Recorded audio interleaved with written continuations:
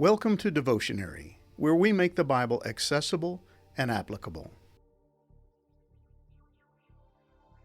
God thought of everything, but that shouldn't surprise us.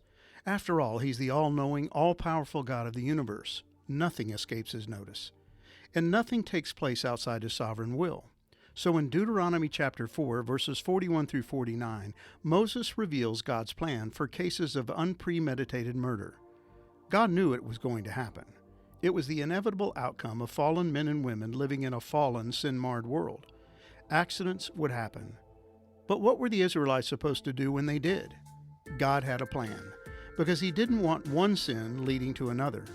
This section is going to cover God's creation of the cities of refuge. This unique program of asylum for anyone guilty of committing murder, but without premeditation and malice, reveals a great deal about God and His justice and mercy.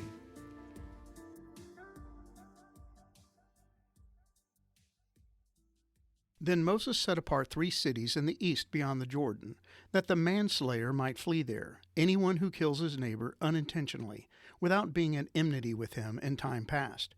He may flee to one of these cities and save his life.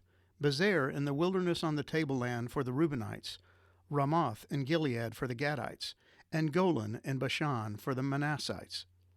This is the law that Moses set before the people of Israel.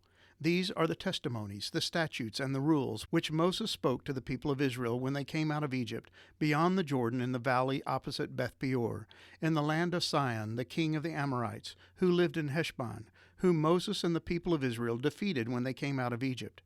And they took possession of his land, and the land of Og, the king of Bashan, the 2 kings of the Amorites, who lived to the east beyond the Jordan, from Aroer, which is on the edge of the valley of the Arnon, as far as Mount Sirion, that is, Hermon, together with all the Arabah on the east side of the Jordan as far as the sea of the Arabah, under the slopes of Pisgah. Deuteronomy 4, verses 41 through 49. Moses wrapped up his history lesson regarding God's faithfulness and Israel's unfaithfulness with a final word of challenge. Therefore you shall keep His statutes and His commandments, which I command you today, that it may go well with you and with your children after you, and that you may prolong your days in the land that the Lord your God is giving you for all time. Deuteronomy 4, verse 40. While Moses would not be leading the people into the land of Canaan, he still desired that they fulfill the will of God and enjoy all the blessings God had in store for them, as part of the promise He had made to Abraham. The conquering of the region east of the Jordan River, sometimes referred to as the Transjordan, was complete. The 2 tribes of Gad and Reuben, along with the half-tribe of Manasseh, were already beginning to make themselves at home in the towns and villages they had taken as plunder from the Amorites. Moses had allowed these 3 tribes to settle east of the Jordan because they had vowed to fight alongside the rest of the tribes until the land of Canaan was conquered and fully settled. Almost as if he was trying to remind the 3 tribes of Gad, Reuben, and Manasseh of their unbroken relationship with Israel, Moses designates 3 cities of refuge within their territory. The creation of these cities was an essential part of God's plan for the Israelites. We know from the book of Numbers that God had a specific purpose for these cities. They would be located on either side of the Jordan and would be occupied by the tribe of Levi. God had set apart the Levites and given them the responsibility to care for and transport the tabernacle.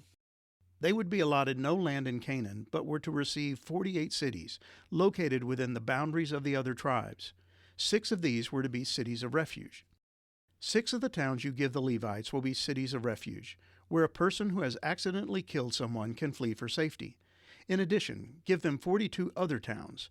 In all, 48 towns with the surrounding pasture land will be given to the Levites. These towns will come from the property of the people of Israel. The larger tribes will give more towns to the Levites, while the smaller tribes will give fewer. Each tribe will give property in proportion to the size of its land. Numbers 35, verses 6 through 8. God knows His creation well. He was fully aware of what was going to happen when the people of Israel settled in the land. While He had set them apart as His own, He knew they were incapable of living holy lives, which is why He had given them the sacrificial system. It was a gracious and undeserved gift from God that provided a means for having their inevitable sins forgiven and their broken relationship with Him restored. They were going to sin.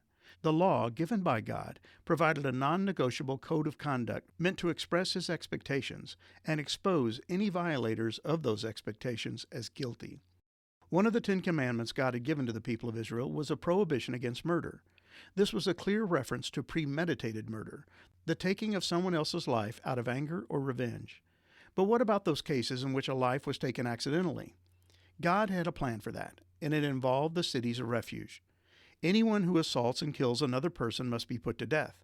But if it was simply an accident permitted by God, I will appoint a place of refuge where the slayer can run for safety.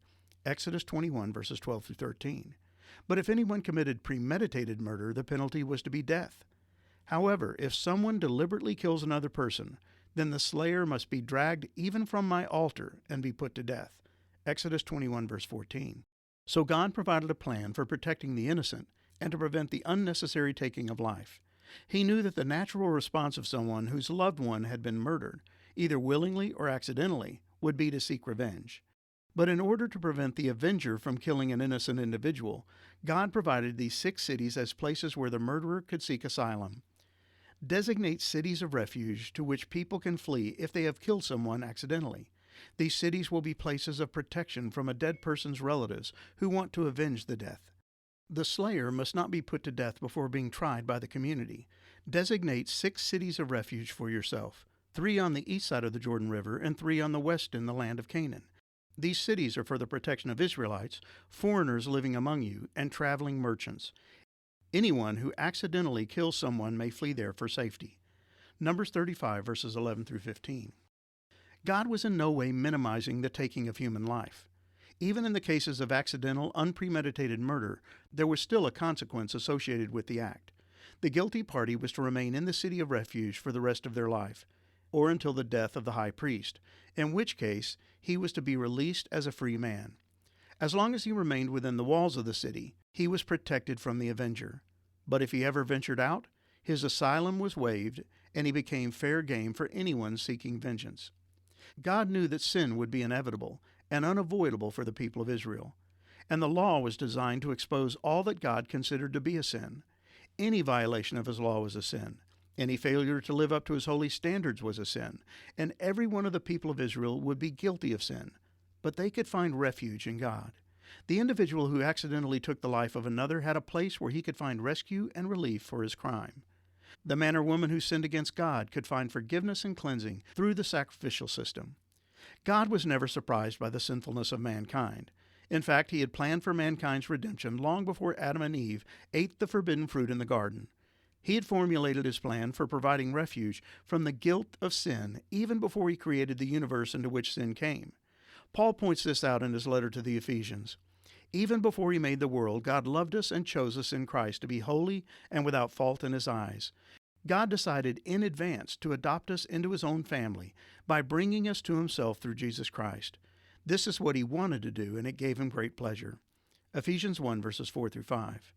And the Apostle Peter tells us that God had planned for Jesus, his Son, to become our refuge long before the world was ever made.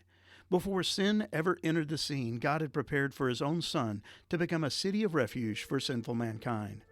God chose him as your ransom long before the world began. 1 Peter 1, verse 20. The Israelites had not yet entered the land of promise. The 3 tribes had not fully taken possession of the land east of the Jordan, but God was making preparations for the sins of his people by providing cities of refuge. God was not light on sin. The sacrificial system revealed just how seriously he took any transgression of his law. Death was required. Blood had to be spilled. The innocent had to die in the place of the guilty. As the author of Hebrews states, without the shedding of blood there is no forgiveness. Hebrews 9, verse 22. And just prior to that statement we read, according to the law of Moses, nearly everything was purified with blood. Hebrews 9, verse 22. So as Moses prepares to review God's law before the people of Israel, it will serve as a sobering reminder that their inevitable breaking of the law was going to require the shedding of blood. Their transgressions would demand an atoning sacrifice. Holiness was going to be difficult, but it was also going to be costly. Failure to obey God's law was going to come with a stiff penalty, death. An escape from that penalty was going to require that someone satisfy the just demands of a holy God. But God provided a means for the guilty to find refuge. They could find help and hope in the mercy of God.